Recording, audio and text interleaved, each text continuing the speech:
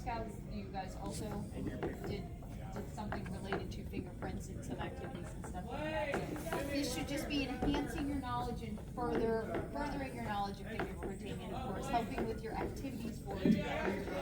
So today we'll go over the history of it and then the different types of it, but like more in depth about fingerprints and from a law enforcement perspective will be when you guys go down there at the end of it.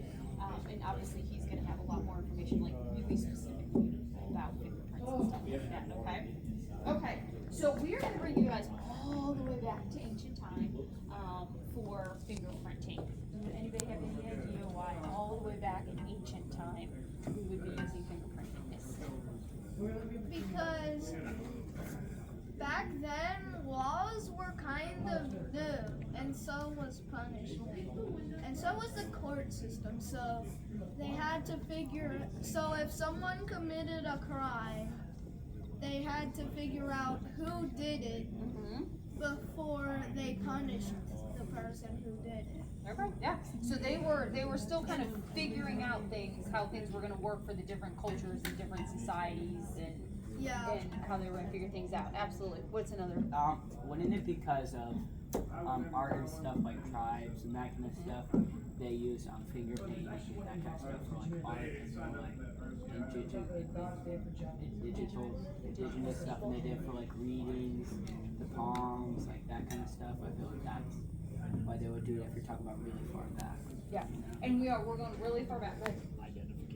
Identification, yeah. So they were finding it, exactly, they were finding it in art, they were finding it in the legal system, because they were all kind of, figuring it out themselves, how their tribes, how their culture, how their society, depending on exactly what country, continent you were on.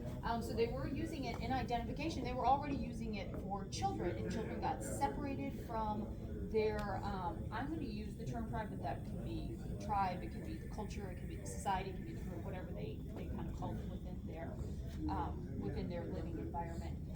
Got separated and came back, and there was any birthrights, anything to any sort of land or titles or stuff like that, they had already begun starting to use fingerprinting, because they had realized early on, because they were doing the art, you might have had some sort of pottery or clay type of thing, you may have had drawings on the walls or on tablets, that these fingerprints were looking different, everybody's fingerprints, and then also legally they were already going ahead and starting to use it basically as a signature. We kind of do it today now, more in technology, right? You can open up phones and stuff like that with your finger.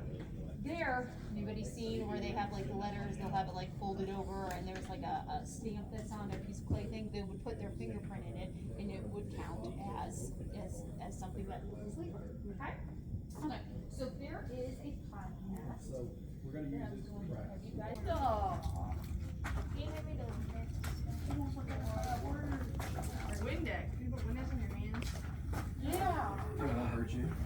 It might take it off. The wet wipes do a pretty good job of taking it off. Okay, we're running low. Yeah, it's a Windex to bring. Right, you need it.